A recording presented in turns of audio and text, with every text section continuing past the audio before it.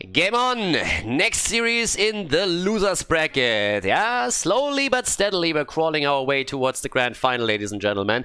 Team ReGen is now going up against Perfect Gems after the red team was able to take down the Anti-Clown Association in the previous series. So for now, we're on Volskaya Foundry again. On the left side, Porky on Whitemane. We have Hocho on ETC, Troy on Mephisto, Funz on Blaze, and Noah on Suljin. Bit of a wild setup here, not only Mephisto but also Suljin on the first game, but hell, it's Volskaya Foundry, why not?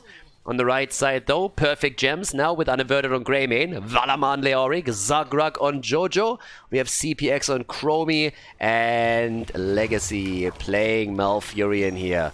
And off we go, Headhunter on level 1. And I gotta say, this is actually a composition that you could see in an ARAM, in a brawl. Seriously, what the blue team has here. Suljin, of course, the best hero by far in brawls. It's like insane because of the endless stacking that he has on the baseline and also on his level 7. And then you have Mephisto, who just generally does tons and tons and tons of damage. But yeah, it's gonna be wild. So once at the 1 minute mark hits, which is in 20 seconds, we have the camp spawning on the map. Therefore, both teams will try and get their turret first before we are seeing a fight potentially break out over the healing beacon there. I mean, there's obviously the variation where you try to go for the healing beacon first, but that can backfire too, so most of the teams go for the more safer option. Noah hammering it out here, trying to, of course, increase his baseline talent quest here. And the more they are brawling, the better it is for Team ReGen. As long as Noah can get those auto attacks connected with the opponent's heroes, he is in the late game going to absolutely murder. So a setup like this, where he's just getting free hits in against heroes, it doesn't really get much better than that. Even a little bit of a beast step attempt here. But it's time for items, as I already said, that they're already walking over right here.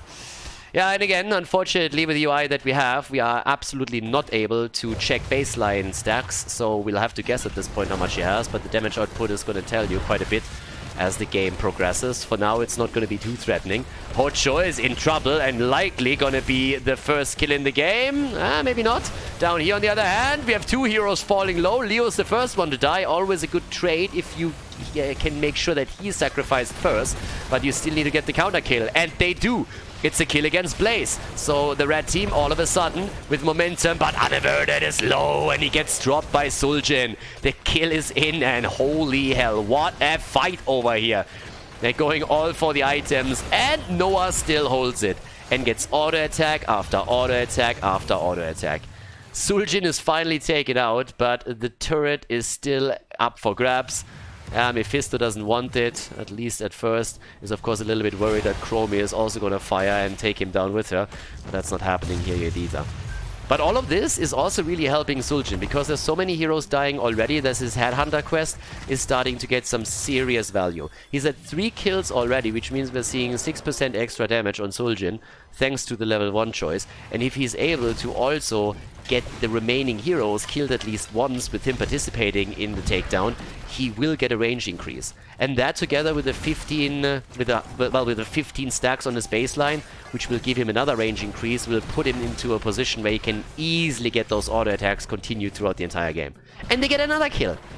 I mean, they are behind in experience right now, so that's a bit of a concern, but at least ETC will be able to lock some experience in at the top, since we're currently looking at this setup right here. Where Greymane is again doing what Greymane does, taking structures down, so rotation is needed. It's nice that you're getting a progress on the beacon, on the checkpoint. There we go, that's the word I was looking for. But if you have to sacrifice a fort for it, then you're in trouble. And they lost the fountain already, so the red team is going for a little bit of a different strategy here, but so far it has definitely given them a lot of advantages in all of this. But I keep coming back to my initial point. Suljin is a late game hero. If you make it into late game with Suljin and you diligently stack your quest throughout the entire game, this is where you shine. So the early game is where, by definition, the blue team will be the weakest. And as the game continues, they will have advantages of this. Blaze goes down again, Suljin is hammering away, and it's just stacking, stacking, stacking, and stacking. can give a bit of an idea of the damage output right now, but Suljin is already the top damage dealer in the game. He's already looking at 13,700 compared to what we're seeing from Leoric, who got a lot of free drains through. Arcanite axes on level 7 have now also been skilled, which means that we're going to see even more stacking happening on Suljin, since he of course is going to try and get that done too. It's also going to give us a bit of an idea when exactly we have the quest completed, since the double hits will happen. Even more hits in, and he's quick with it. There's the temporal loop though, and the kill attempt. Oh, but he makes it out. Mephisto also crushing right now. Light and Nova is just such a nuisance, and just look how low everybody is on the side of the perfect gems. There's the kill, but it's also a counter. Malfurion and ETC, they both die, but the blue team takes over again. Here we go with the kill against Chromie, and that is another stack for Suljin. Yeah, it's a great setup for him. It seriously is. I mean, he gets those attacks in, B-stepping already. Noah, just look at him, full of confidence at this point, and why wouldn't he be? He's 5 minutes in, he already has 4 stacks on the takedowns for Headhunter, which means that he has 8% extra damage. He's closing in to getting his full setup, where he can then finally also rely on a bigger range. He's definitely already at 15. Not quite at 30 stacks on the baseline yet, but they also win the Protector.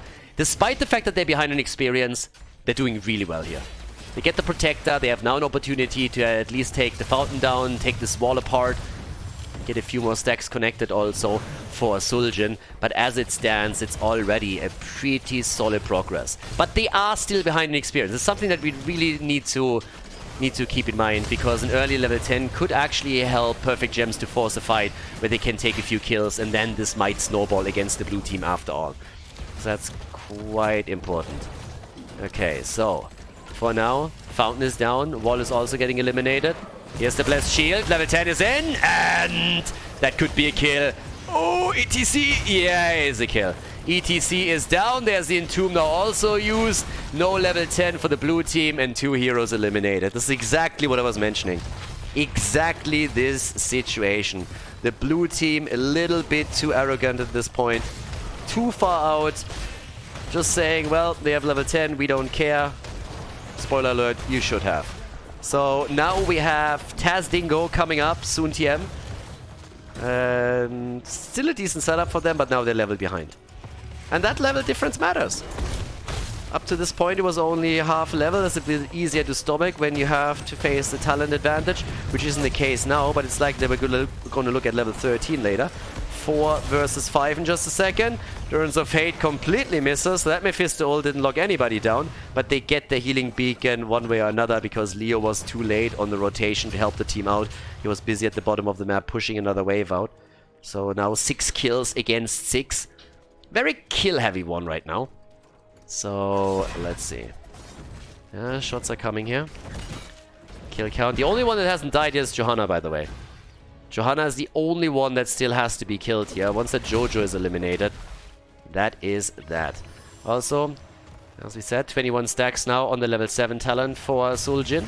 So we currently have him with Arcanite Axis slowly starting to get stacks together too. By the way, Broccoli has only 2 stacks right now. Not a lot of success just yet. Funds is low, and there's the mosh pit against 2. Blaze is likely to fall. He makes it out actually, which is insane. White main value here the entire time. Noah still firing away. Didn't have to use his Taz Dingo just yet, and he is still just dropping these auto attacks one after another. Gets another setup. Jojo, does she actually fall? Oh, and that's it. 8 minutes in, and Headhunter is completed. That's a range increase for Suljin. Gonna be very, very happy about all of this. Noah has now a super easy time of getting those hits connected. Funds is also on the run. Suljin needs to be careful. Has Taz Dingo and doesn't use it. What? Okay, yeah, someone was a little bit too preoccupied with what he sprays next and thinking about his next beast step apparently. So, yeah, that's a brain fart right there.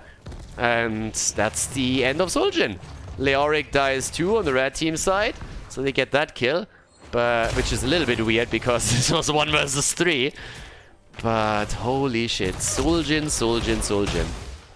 Oh, so baseline actually 24. All right. Again, the only way to actually see all of the stuff, including the baseline talents, this UI is just horrible, which is why we normally use the other one. Would be so easy to fix this. It would be so easy.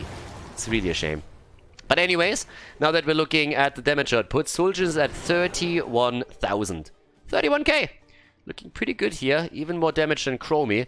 And as I said previously, he's going to stack this even more. Once that he is at 30, he's going to get the double swing on the Arcanite axis, which is already fantastic. We're only 9 minutes into this. There's going to be a lot more brawling happening before the game ends. But Suljin is already top damage here, and that should be a bit of a concern. Now, the fort on the blue team side has been lost, and they're still a level behind, so let's not kid ourselves. The red team, they still are in the lead when it comes to that. I'm just worried for the late game here, but a bit of momentum would allow Perfect Gems to maybe even take another fort down on the side of Team ReGen, and slowly but steadily they would fall behind here. The fight at the top will tell now. 13 talents for both teams. And Snare for Suljin, so he's going to try and lock targets out a little bit further. Nice setup, White Mane alive, holy shit. That Blessed Shield was great, but the reaction wasn't bad either. Durance of Hate, Mosh Pit, Suljin, and the kill thanks to Mephisto. Leo falls, Greymane dies, and now the baseline quest has been completed too. We see the double swing on the Arcanite axis now. An easier time for Noah to stack his level 7 even further. And of course, those attacks continue quickly. Just a minute ago, he was sitting at 24 stacks. Now he has completed another 6. You can only imagine how that auto-attack damage is starting to really threaten every hero that he gets close to.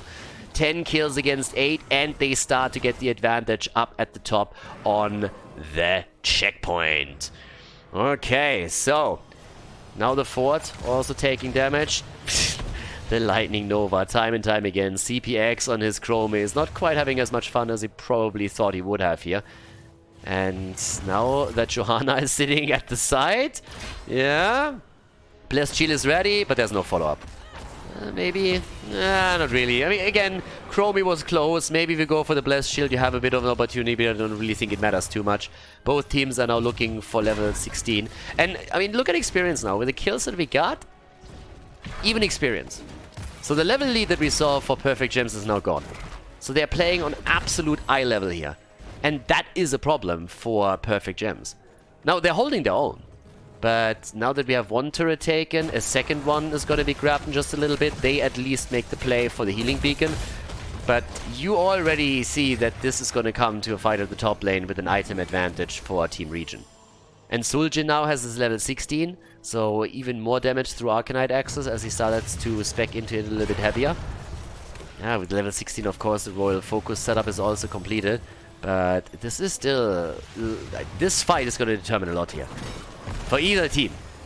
Whichever team takes this is going to have a really good shot at winning this game. If it's the red team, it's because they're keeping Suljin a little bit low, because they gain momentum on structures.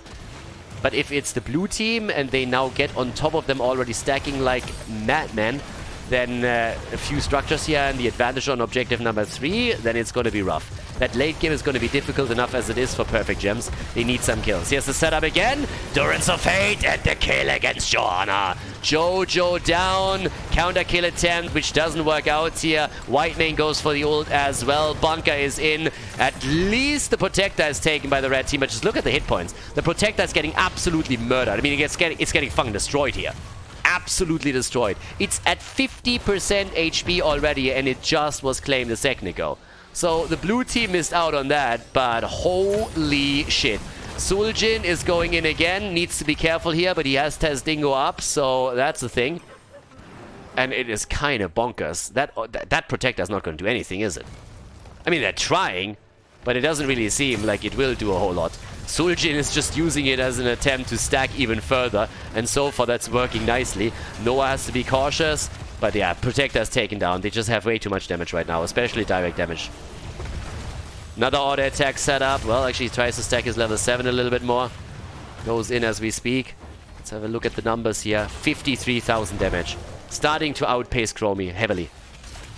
Way ahead, way ahead. Suljin is just clunking in the damage, hit after hit after hit. The fort goes down, so they at least accomplish that. Protector not doing too much, but still, the fort is eliminated, so that's that. They get some momentum, but they're behind in experience, they're behind in kills, and they haven't been able to take the bot fountain down. They try now. They might be able to make it work. Chromie is, by the way, in trouble. And that's a kill. Is it? Should be. Wow. Good save. Well done. Great save. Turning it around. Temporal loop. And denied. But still. Dingo has been used. Fountain is up. And here they come again with an attempt to go for the mosh pit, but it got interrupted. Durance of Fate on the other hand. That at least connects. ETC saves himself with the bunker. And off we go. There's another quick move. And Blaze gets out. Yeah, Blaze. Uh-oh. And he survives. The fight isn't over by any means, though. I mean, they are just chunking. This is a madman's brawl. And for Suljin, this is just the best game ever. It's like, seriously, if you play Suljin, this is the game that you want. Blaze survived, and that's important. He's such a crucial hero, especially in the times of the coronavirus. He is incredibly important. There are tons and tons of toilet paper rolls in his bunker, and everybody knows. He knew, he prepared, he was ready, and he has all the toilet paper right now. 11 kills against 9, but that fort is down. There is a big chance now, actually, for Perfect Gems to snowball this. They have a huge opportunity to make those plays now. But Suljin is still stacking. It's becoming spicy, honestly. Look at the minimap, and what you see is that 3 forts are down. But they are still at even experience, despite the fact that their passive XP gain is, of course, so much better than what we see from Team ReGen. Perfect Gems, they have held on to every single fort in this game. So they have the huge lead in structures. But there's still 11 kills against 9, and overall, I gotta say that those team fights are looking really tricky to win for Perfect Gems. But with a good setup, especially after level 20 with Buried Alive, they could get their kills here. So we'll have to see how it pans out. The damage of Suljin worries me a little bit, but at least Chromie is able to chunk him down quickly. But those auto attacks are starting to absolutely hammer. Alright, that cooldown setup didn't quite work with the Temporal Loop. Trying to zoom in back here. There's another quick hit coming. The rest of the team is already moving bot side. There's still, of course, half a level of an advantage for the red team, which means that Perfect Gems are likely going to get their level 20 first. But since the objective at the bottom of it hasn't even been announced yet, I still think it's going to be Storm Talons versus Storm Talons when we fight for Protector number 3. And with the full power that they're using now at the bottom of the map to brush through this, they'll likely take Fountain. They might take the fort. If they get a kill, they can close the experience gap, potentially. But they don't go all that far. You gotta be careful now too. Temporal Loop is up in another 5 seconds. If Chromie gets close enough to use it, the fight will be forced. And there it is. Buried alive, and the bunker gets dropped. Yeah, unstoppable frames are in. Oh, Blaze, Blaze, and Suljin comes in, and that's the moment where Greymane says like, fuck that. I'm out of here, boys. Not against Suljin. I'll take Blaze happily, but Suljin, I'm not going to deal with him just now. So, let's take a quick look at the damage numbers, especially on Suljin's side. He's at 77,000 right now. Chromie is at 67,000. So again, sorry for obstructing the entire screen, but let's look at his stacks. 56 already. 56 stacks currently for Suljin on the auto attack. So he is starting to murder opponents. Crushing absolutely. Level 20 is in. And that gives us, of course, now after Dingo, the oh so important 20 setup. Yeah, he's going to be super happy with this. The level 20 for Suljin is just fantastic. If you play through Dingo, you oftentimes don't survive. You just trade your death for the death on the opponent's side or for like a lot of damage, which is oftentimes a really good thing to do. But right now, you can survive through all of it after just pressing your panic button and just dishing out the damage. Buried Alive is going to be crucial. Absolutely crucial. Items, of course, as well. And we have 3 items for the red team. They have the advantage here. But it's 20 versus 20 fights. Again, structural advantage goes to Perfect Gems. By quite a bit, by the way. But this is no way. It's a cool first game, by the way. Really cool first game. Game number 1 in the best of 5. The loser of this series will drop out of the tournament. The winner will hold on a bit longer. Okay, Mosh Pit. Not interrupt or anything, but ETC is low and ETC is down. Durance of Fate connects. They're trying to get a counter kill with the Lightning Nova, but instead, Suljin getting the damage out as quickly as he can, but since he already used his ult, he might just die here. And he does! Suljin is dead, and the red team with a double kill set themselves up for a potential victory here. At least on the Protector, maybe even for the game. They go for Mephisto, they drop him through, it's a triple kill, and that is a great setup right now. Really well played. Mace to the face, baby! It's Swiffer time. Leo comes in and he gets the kill on Whitemane. Nicely done here. Usually would have expected she takes the broom away from him, it just rides away, but instead he just goes in and that's a mob straight into the face of Whitemane, and that seals the deal. The Protector is there. Boy, what a push right now. Perfect Gems. They had a great series just previously against the Anti-Clown Association, and now they are crushing here against Team ReGen. The Buried Alive misses Blaze though. Nice dodge by Funds as he moves out again, and here comes the push for Core. Suljin back another 10 seconds. Can they define? They're gonna try. They're gonna try to buy a little bit of time. Blaze needs to come back in, but this is looking like it's lights out, and it is indeed. Even with the Suljin setup, no way to win. 90,000 damage, but the victory goes to Perfect Gems as they take down Team ReGen in game number 1 of the best of 5.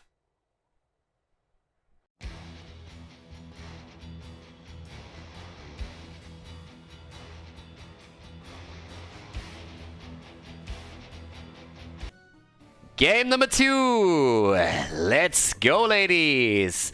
Yeah, well, it's Cursed Hollow, our second map, and Perfect Gems are in the lead, and we're getting a little bit wild here. Team ReGen, they looked at the loss on Volskaya Foundry and they said, you know what, boys? The answer to this problem is aggression. More and more aggression. So on the left side, we now have Porky on Rhaegar, Funz on Zamuro, Hocho on Anubarak, Troy on Greymane, and Noah on Illidan. I mean, they're going all out with that combo. Of course, a macro aspect is part of it with Samuro, but outside of that, it's just assassins everywhere. Them trying to dive on the target and take it down. The red team responds with Anaverter on Sylvanas, Zagrek on Muradin, Valaman Dehaka, Legacy on Uther, and CPX on Kel'Thas. Yeah, I'm already waiting for that Pyroblast. So, bottom of the map, they're playing it a little bit slow. The idea here is that they know that the Anubarak and Greymane setup is going to try and hit those structures again. We've seen this multiple times now in an A. It starts to become a bit of a meta pick for them. And this setup, at least now, was shut down. Talking about being shut down. Samuro gets also dropped. Alright, the Dragon Dehaka apparently successful here in the middle. And that's Samuro already down. A little bit of a wah-wah moment right here. Illidan wants to chase. Noah has to be careful here. The stun is in. Yeah, it's a little bit of extra damage at least. And now they can try to pressure the tower at the bottom of the map.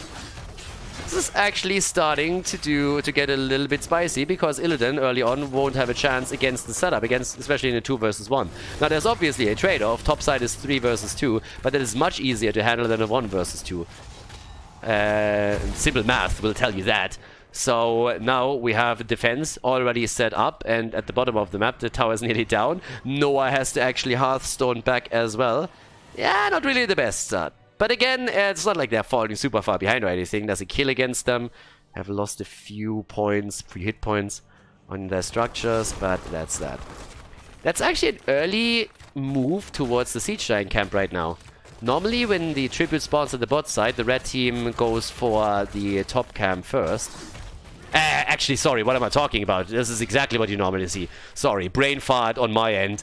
The blue team does exactly what they're supposed to. They're prioritizing the bruiser camp because the tribute spawns first at the bottom of the map. Afterwards, they will move up top and take the Siege Giant camp, and we see the exact opposite for the red team. Sorry, screwed that up for a second here. So yeah, this is exactly like as it's supposed to be. Possession on Sylvanas for level 1. Big move now through the middle of the map as they're going for it. And the hits keep coming.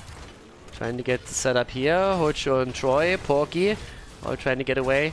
Down to the bottom of the map, we have Funds currently trying to hold the lane against Muradin. Muradin the side lane. Who hasn't heard about him yet? But again, Dehaka has to stay top because Tribute spawns bottom, so Dehaka wants to soak the extra wave before he goes and helps out the rest of the team. But Muradin is a little bit of a weird spot there. has actually gone into even more attack on the level 1. I mean, he went for Reverberation at this point. Alright. So, that's an interesting here as well. Not really the setup that I necessarily expected from him, but still. Illidan, of course, on the other side is already looking like... We're talking aggression. They're being aggressive again. And this is going to be a steal, or it could be one. The rest of the team is moving in 2, 4 versus 3 for now. The kill, Greymane! Yes! They get the kill and they get the camp. Illidan was a bit too late. That's the second kill now against Team ReGen. Again, they're behind in this series. Not by much. Still behind. Level 7 talents will be next. Nobody's really focusing too heavily at the bottom of the map, but the rotation from from Perfect Gems is there. Trying to go for some Muro there for a second, but top lane gets still defended against, so that's still fine. In the mid lane, the camp, now that the bruisers are making their way in, has to be also taken care of, and Porky is the one trying to deal with it. Gets immediately attacked over here, and should be able to make it out, but that's still quite a bit of damage on him. He's gonna try and join the fun now. Ocho already with it in position for another interrupt, gets that easily.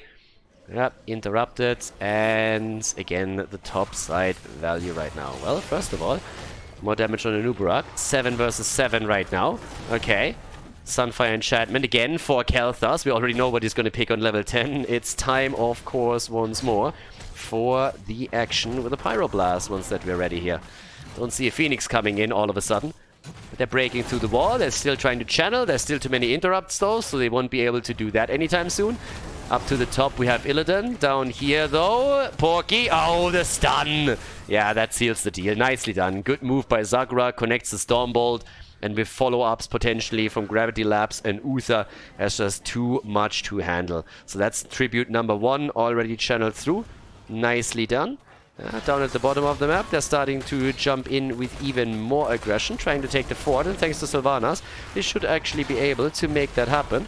Don't really anticipate any problems in that case, but Illidan is now attempting to do the same thing at the top. And we talked about Illidan just being a monster when it comes to structure damage. He can easily move behind, take the wave down, move in with his own minion wave, and then go for the structures. But the global pressure with the Haka is alleviating a lot of this. So he just moves topside and takes the wave. Illidan can't get too much done there as a result. And another kill against Greymane at the bottom. This is getting troublesome, really. That's also a Nubarak likely falling. Gets out, okay, so at least he doesn't die. Stormbolt is a bit too short to make a difference. But that's 4 kills against 0 at an early level 10. And let's not forget that they took a fort down already. Plus they've taken the early tribute. So this is getting a bit dicey. If you have an aggressive composition like the one that Team ReGen is running now, you have to be careful. You honestly need to be in a situation where, like, you're trying to dominate the game. You're trying to really be the team that initiates the entire time, gains momentum and plays around it. With that composition, if you engage, you are in. You are in. If you're committed, period. So if you fall behind, that means that you go into a battle and you have a much less chance of actually winning the fight itself. And if your opponent is already ahead of you, then it becomes really tricky. So Pyroblast, as expected, is in. They are trying to make the play for the boss now. Hunt has also been taken. Oh, Bloodlust even. Holy hell. Yeah. Again, commitment. This is exactly what I've been talking about. They are fully committed to just rolling over the opponent in a short period of time. And I think with Bloodlust now taken, there's a very good chance that Uther goes for his stun. Divine Shield is a nice tool, but if your opponent just try to rush you down, Divine Storm would be great here. Illidan actually gets attacked, by the way. Yeah, so there's 2 fights happening. Pyroblast kill against Illidan. Divine Shield over the stun, and instead Uther falls. But their fight isn't over yet. The boss, on the other hand, is going to make this one tricky for Perfect Gems. That's the momentum that Team ReGen needed. They're going in again. Oh my god, CPX! He barely gets out. Muradin also jumps away. The fountain is still there. But they, of course, have taken some serious damage throughout all of this. Yeah, but it's not over yet. 2 tributes against 0. They defend the boss, and actually quite easily, thanks to those siege giants that they had at the bottom of the map. But they also have to deal with the push in the middle, since those bruisers are now starting to threaten the fort itself. I guess they're going to give up the tribute. They don't have to fight for it. Ah, maybe not. Muradin misses the Stormbolt, okay. Was still not in range. But that's exactly what Team ReGen needed. So they had a chance to come back into this, I suppose. Well, top side, there's still one boss up, and now that we didn't see the easy exchange between the bosses, this is going to make this entire situation a little bit more interesting, since all of a sudden you have to question which team is going to try and make a move here, and maybe take the opponent unaware at the boss, maybe move in, try and take that down. So, let's see, for now, as I was set up again with a nice lockdown against the Nubarak. They didn't quite yield a kill yet, nor any real damage pushed on him, but it's definitely starting to threaten him a little bit. Samuro is starting to execute also the global pressure that he can bring to the game, which is exactly what they need to do. Red team is looking a little bit better. Blue team is looking a little bit better than they did initially. The red team is trying to counter that with a push to the top lane. Currently have 4 heroes here in the mix. But the Haka will have to eventually go down to the bottom of the map. Okay, good move against... Oh my god, the silence is in and that's a kill. Nice move by the Haka. I did not really expect that they could follow up this quickly with the damage. But they had the lockdown and that's a kill. And now they can go for their own boss. But they are neglecting, of course, the bottom of the map. Which is a problem since, well, this is where they will probably lose a fort if this drags out for too long. Already top side. This one can easily be taken since it's a 5 versus 4. But still, 13 versus 13. The kill count is important though. 6 kills against 1. As I said, the blue team is gaining some additional momentum. That's definitely true. But they still need to win a few more team fights before they can really, really close the gap here. Especially since you can expect the boss to do quite a lot of work with Sylvanas moving in and disabling those towers instantaneously. Over here though, Zagrak has to go for the Avatar. Got ganked a little bit. Another lockdown against the Nubarak is definitely possible, especially since Greyman is now coming out, or the Haka is coming in too. And, well, a Nubarak dies. The Haka got actually a little bit irritated by the fact that the Stormbolt connected with Nubarak and he got stunned out. Honestly, the isolation looked incredibly silly because he threw it at the opposite side of where it needed to be. But considering the delay on that ability, it was spot on if a Nubarak just walks through it. Would have been absolutely spot on here, but the stun caught him a little bit off guard. The fort is down top side, and that's a potential curse tribute that we're looking at now. It's getting difficult. So top side, defense will at least take the... I mean, it should take the boss down before it does too much damage, but at this pace it's going to at least take 1 tower. And, well, 5 seconds left. There's already, of course, a bit of a trap set up in all of those bushes. That doesn't really come as a surprise. The only question is, can they actually interrupt this? They're trying to move in at the side with the Nubarak. Alright. Nicely done, Cuckoo. Oh my god. Bullet is in. There's the hunt, though. And Illidan is trying to go for the kill. CPX. Well, Rhaegar's already down. CPX comes in. And they're nearly getting a... Well, Sylvanas is down. They're nearly getting a kill against Illidan, and now they're sealing it. Illidan is dead, and...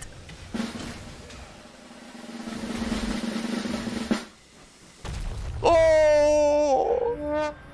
So close! So close! Nope. And there we go! They get the kill after all. Well played. The Haka is doing what Kel'Thas couldn't.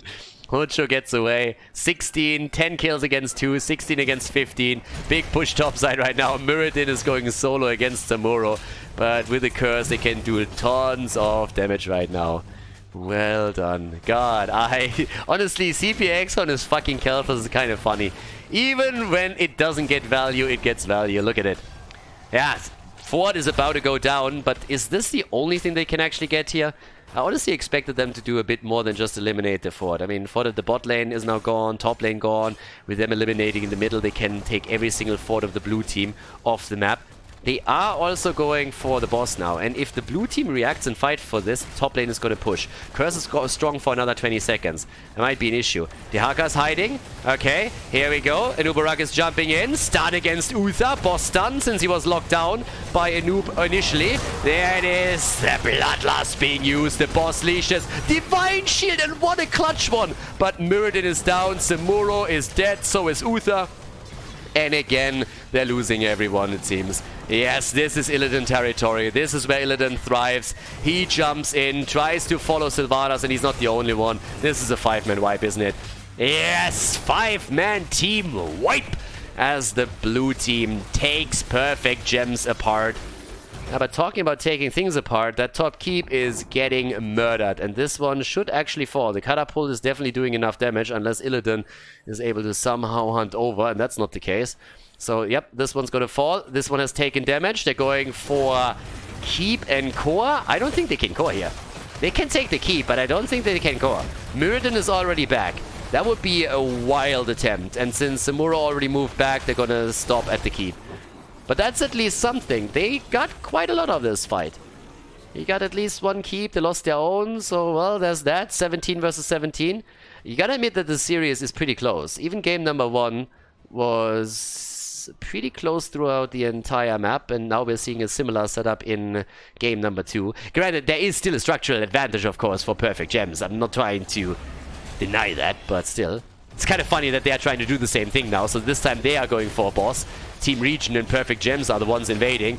Yeah, there's already the ignite damage against Samura. Dodges out on it. There's the Bloodlust, and the damage is there. Zagrak is low, jumps out. Divine Shield and Avatar keeping him alive. The kill against Illidan, the kill against Uther, the kill against Rhaegar the Haka, and they're jumping in against Greymane. Sylvanas is on the spot. Mirrodin, and they steal it. They steal the boss, and they take 4 heroes down. Samuro is the only one that survives, and he is barely holding on. Holy shit, the carnage in this game. 15 kills against 9, time and time again. Just one hit after another. Some clutch heals that we had there, and of course Uther's trade. Uther, his ghost, still able to do so much work here after he was taken down. And this could be game. I mean, this should be game. That boss is doing work, and we are 14 minutes in. Illidan is back in 3 seconds. Rhaegar in 4, but they don't have any big ults. Alright, it won't be game. They're not going for it. They're not risking it. Yeah, maybe the smarter choice here. I think they would have had a chance to make it happen, but of course they only have a few heroes here, so they didn't have the entire team ready. In this case, the boss is not going to do a whole lot. Yeah, it's barely scratching the core. So they play the long game. They have the early level 20, so you gotta give them that. They took 2 keeps down, they have the early level 20, there's a boss up to. Can't really fault them for playing it safe. I actually kind of like that.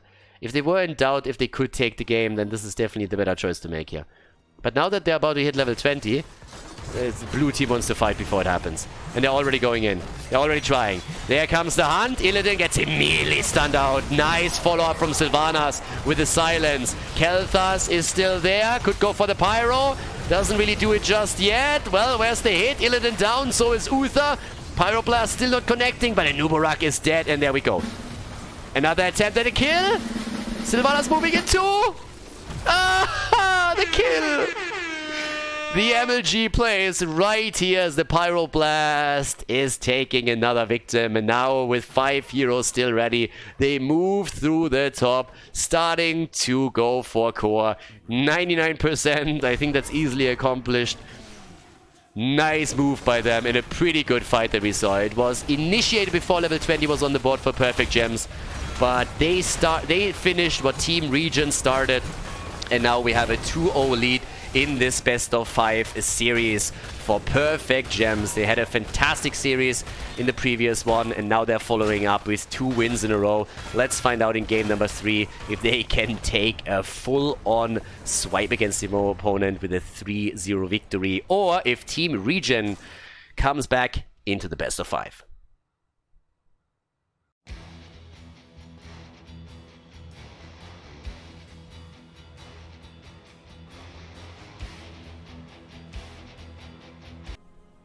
Game number 3, and potentially the last map in this one. Yeah, Perfect Gems coming out swinging after they took down the Anti-Clown Association in the previous series. Now they're leading with a 2-0 against Team ReGen, which is pretty impressive to be honest. Went Towers of Doom, and let's find out if Team ReGen can come back into this. Games were close so far. I mean, we had a lot of really close fights, and into the late game, we oftentimes saw teams on even experience nearly. Now we have on the left side, Noah on Sergeant Hammer, Troy on Jaina, Funds on Leoric, we have Porky on Ana, and Hocho on ETC. And on the right side of the map, Greymane played by Unaverted, Legacy on Stukov, Zagrak on Anubarak, Valamar on Chen, and CPX on Falstad. A little bit more global value for them once more. Okay, Now, with our setup here, talents, I mean, pretty much what we expect here. Regeneration Master for Nuborog is going to give him a nice hit point boost later in the game.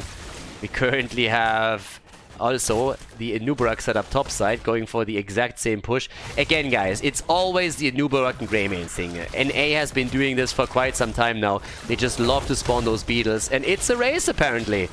Now, this race is going to be advantageous for the blue team no matter what happens here.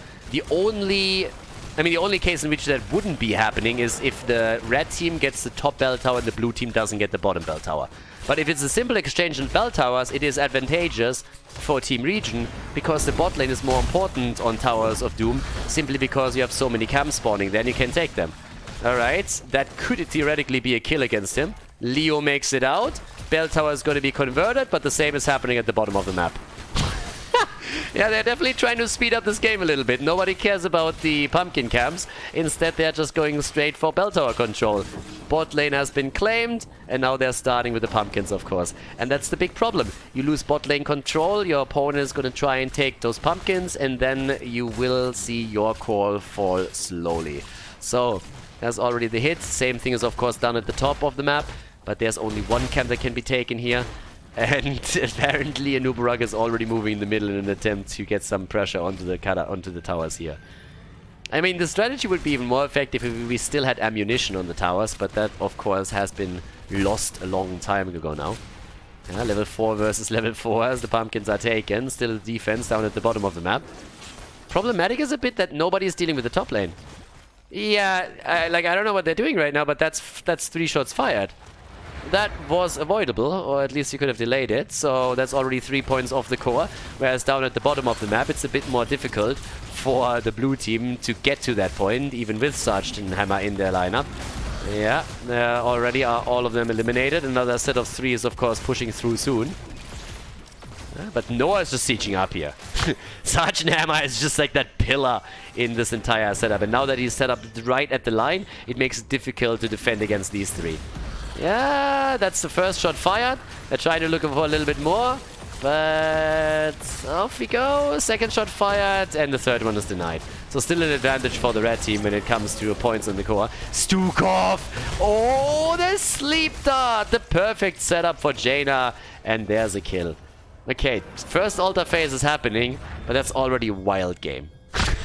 I mean, this game is already wild, just as it starts. So the top left is actually channeled by Chen. Leo is falling. Leo falls, Hammer channels the bottom of the map, and they are fighting for this one. Yeah, CPX is still fighting it out. 4 shots are already fired, but they're trying to get both of the top altars. I think they're going to get, of course, one for sure. The question is simply, can they take this one too? And I doubt it a bit, because Funds is, of course, respawning on point, on site. And they are fighting this out again. Hammer is still all alone at the bottom of the map, so topside, this is all of a sudden turning into a 5 versus 4. And that's problematic. That might actually just lead to the red team channeling this altar through after all. Yeah, and they're gonna get it. Alright, they're still ahead. Hammer came finally up, but it was a bit too late. 29 points on the core against 34. This entire game is a little bit accelerated because they got the early pumpkin comes through. Which is a little bit weird, but yeah, that's just what it is. Down to the bottom of the map. And there we go again with the stun setup against CPX. And there's that. Slide in. And that's a kill, isn't it? ETC? Yes, ETC goes down. Now, the Panda's doing just a little bit better. I mean, the Panda is winning this setup here quite nicely. Valamar is currently doing a fantastic job. He was able to escort it through against Leo. Leo was a bit late on that rotation towards the pumpkin camp. Could have maybe delayed it a bit. But as it stands, we are looking at level 10 abilities coming up next. Level 7 is already taken for the 2 of them. Okay. And it's again all about the pumpkins. And Falstad has, of course, an opportunity to finally put Wingman to some good use. Even Uninverted is moving in, but those pumpkins could now help to reclaim the bell tower. And Chen is still sitting at the top side, so you saw even Leoric moving down to the map to try and help out with the fight. Yeah, but that's 1, 2, 3 shots connected, and that's 50% on the bell tower. It starts to become a little bit better for Perfect Gems. Them losing the bot lane is, of course, an issue. But right now, that could lead to them slowly taking control of the bottom of the map again. And Leo has the job to make sure that at least in the top, he can reclaim this eventually. But look at this setup. They're getting into the middle of the map again, and they're trying to make the exact same play here that they did at the top. Now this time there will be a reaction. There has to be. And here they go, all 4 of them. We're already seeing the red team zone out, but that's a kill against Greyman. Killing that wall came at a price. But also baiting the attention towards the top allows CPX to go for the channel. Not bad, not bad. A little bit sneaky here. And now they have to move past the bell tower, but that's still 4 shots fired, and that's 25 points against 34. Yeah, they're going for a couple of sneaky plays here right now, and with the Nubarok spawning a few more beetles, we also have, at the same time that we're looking at all of this, another opportunity to reclaim the bell tower, and what can I say? They're actually taking it. So yeah, bell tower is claimed. So far, so good. Top side, they still hold on to that. It's a weird game. It's a very, very weird game. And I mean, it's just what it is at the end of the day, right? So there we go. What else are we gonna get? Is that even gonna lead to a kill? I don't really think so. I mean, Leo can always move back. Chen is not gonna jump back too much. Okay, down here again, Gus comes out. They try to go for a bit of an isolation. Good old cocoon into Gus, but of course Jaina was not far enough away. Countered at least the ult from Ana a little bit, so she couldn't get too much done here. But they reclaimed the bell tower. So guys, we have 5 bell towers against 3 now. They have control of the macro game right now. And they're ahead in points on the core already as is. So it's a bit of a weird situation. Chen with his level 10 went for the top keg plays. So we could definitely see those. I mean, it's always a question. Is it top shelf kegging or is it a bottom shelf keg?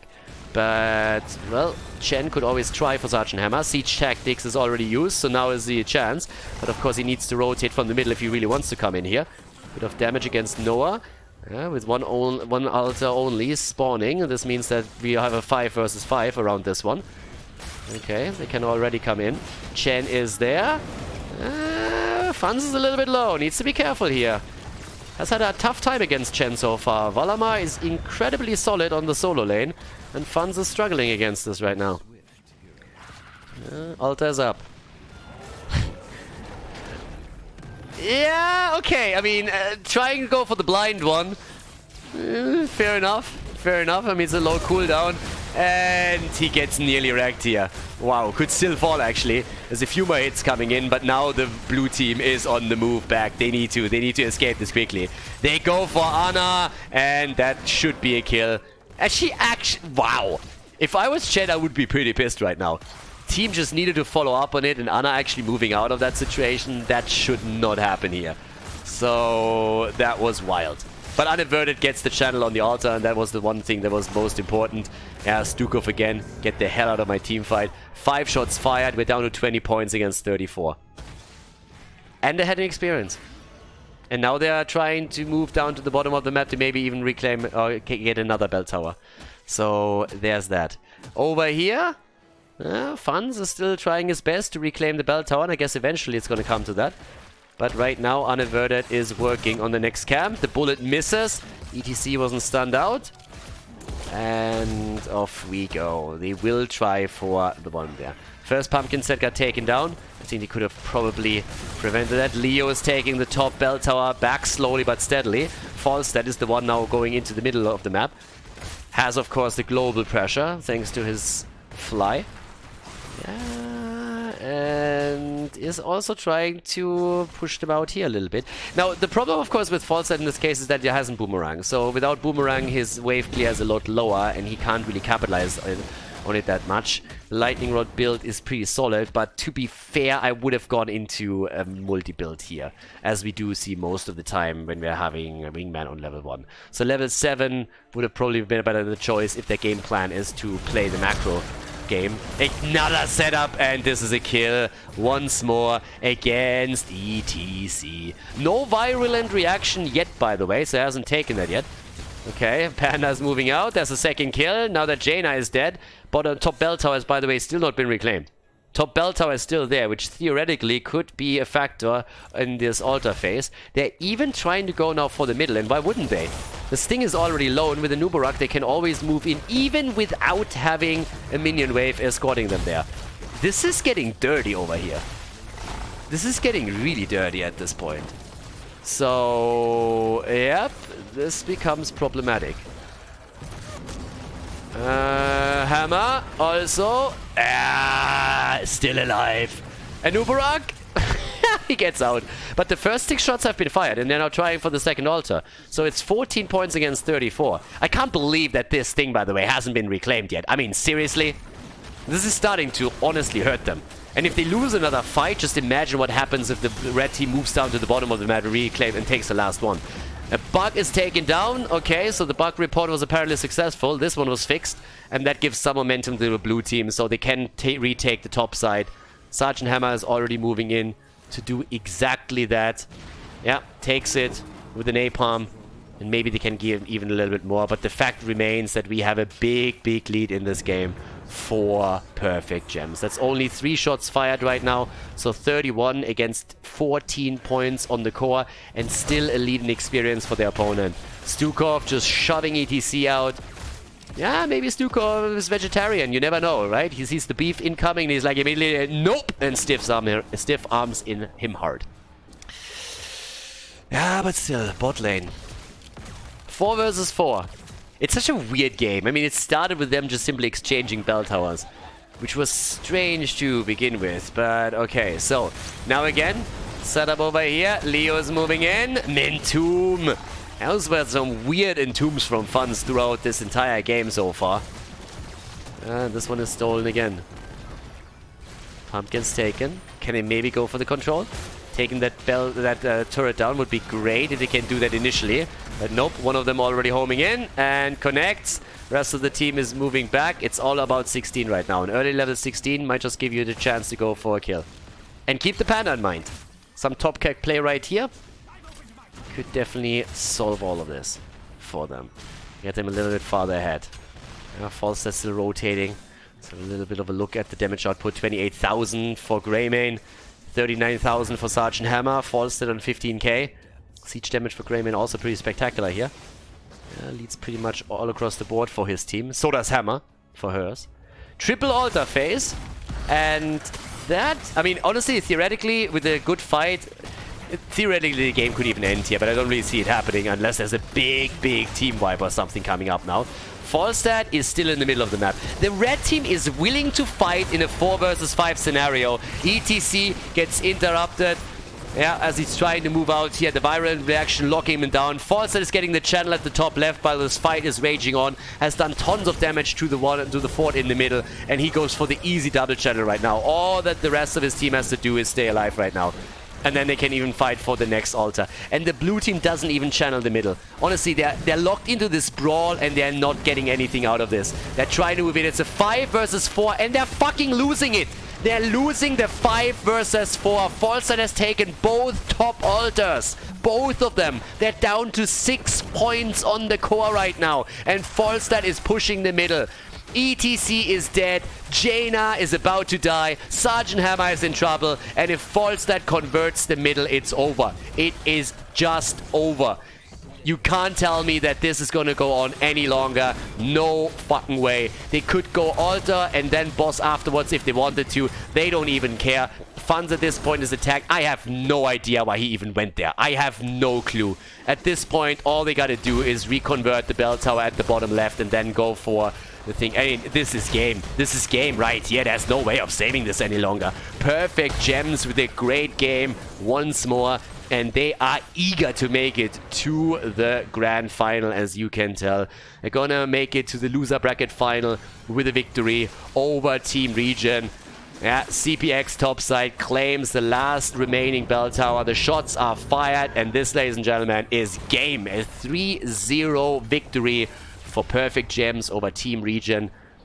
GG, well played, and congratulations to another solid performance here in the losers bracket as Perfect Gems moves on to the next best of 5.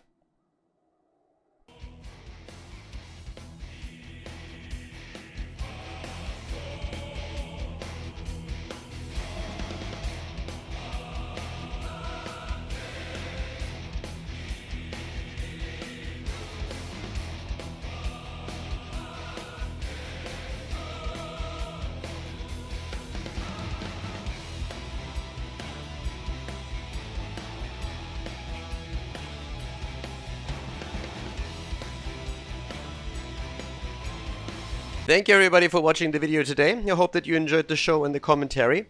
And keep in mind that the spoiler protection that is going to run for the rest of the video is made possible by all the support on patreon.com.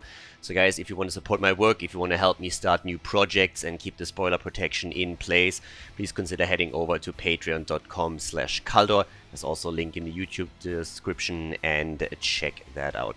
Thanks in advance, and see you guys next time with more esports coverage here on Khaldor TV. Have a great day.